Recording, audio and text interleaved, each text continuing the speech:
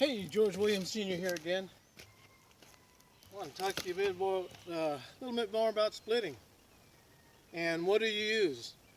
A lot of people use a big heavy maul, and that's a lot of work. I'll show you what I like to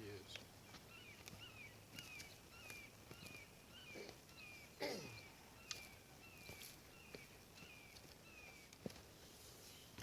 I like to use this.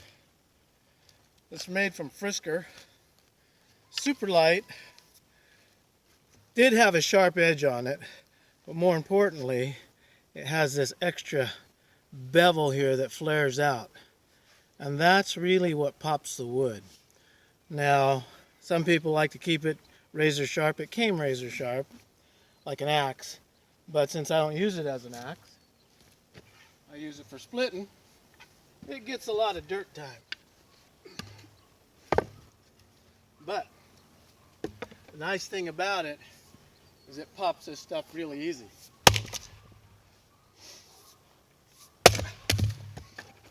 And you can see me splitting on top of another piece of wood. I don't like doing that, and I'll show you why. I lose all this swing. If I set my round on the ground, pops it right in half. I get that extra swing, that extra speed. So this is what I usually use. It's my favorite thing to split with by hand. But if you don't have that and you just got a regular axe,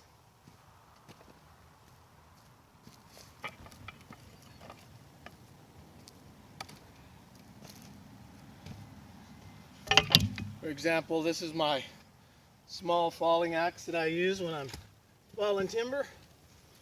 That's all I got. 3.5 pounder, short handle. Works just the same. And there you can see it came through and hit the dirt.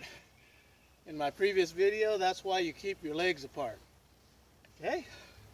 If you want to get a little more weight into it, 4.5, 5 pounder, this is a 4 pounder.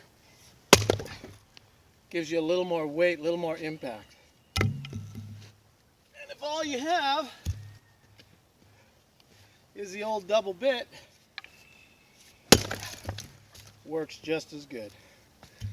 So, depending what your preference is, if you like lugging around big old heavy splitting maul, or you just want to do something a little easier,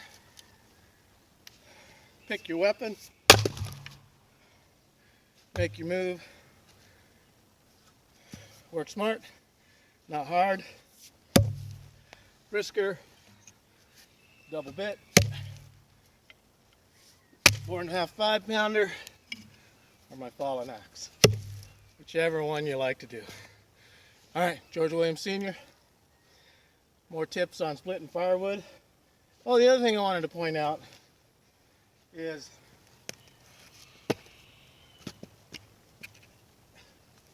if you're splitting a chunk of wood, and there isn't any big knots on this, but if you had a big knot right there, don't try to cut through the knot.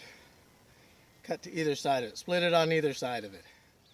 And sometimes, if you split way out past it, splitting across the knot, it gets tough. So if the knot's right there, and you have any sign of defect close to it, split along the side of the knot.